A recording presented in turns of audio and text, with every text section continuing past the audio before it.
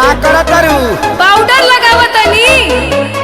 चल ना मोलो गांव के कोई घाटे तो यही ना चली का? लगाइबे ना का चल ना चुप रहो। अरे छठी माई के बारात हा स्टेशन नहीं खा जाके हमरो पता बा अब बस करी आवत नहीं।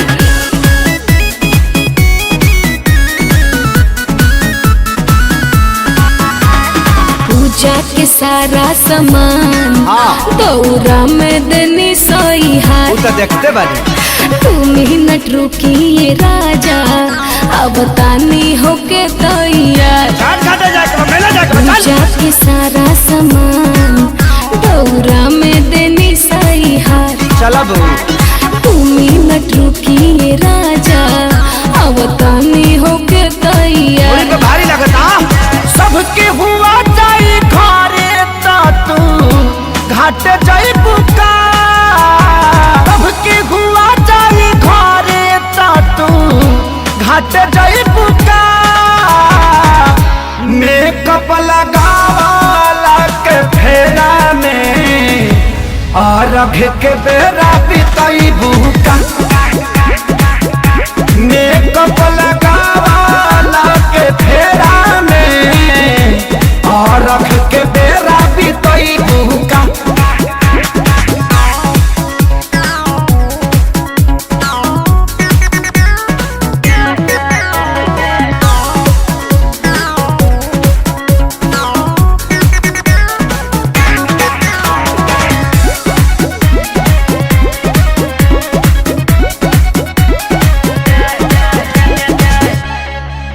फुल नाइट में चेहरा के लाइट भइल बाटे नु जंगला से दी काहे बनी अगुताइल ऐसैया लगावे दी तनिका के रेम रेम रेम रेम।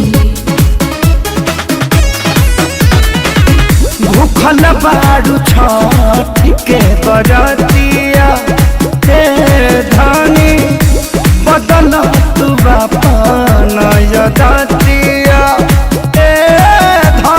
सब कुछ जाना तानी हम हमरा के सिखैबू का सब कुछ जाना तानी हम हमरा के सिखैबू का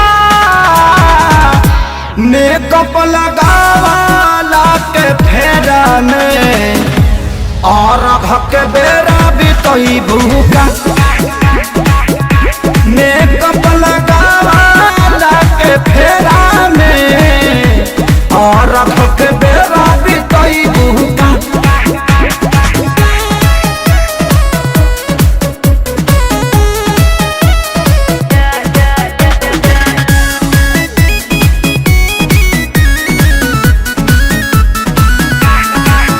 ऐसे बोली न सैया खेसारी पूरा मन से व्रत कैले बानी घाट पर पूजा करावे के खाती सुनु के बोलैले बानी।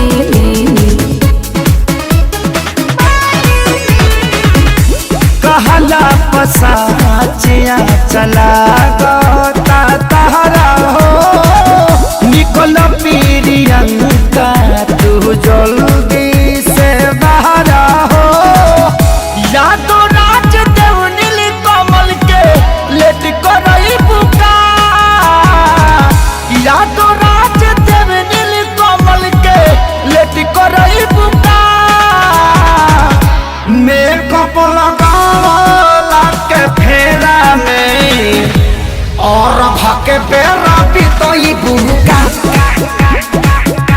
मेकअप लगावाला के फेरा में और भाके बेरा बितई बुका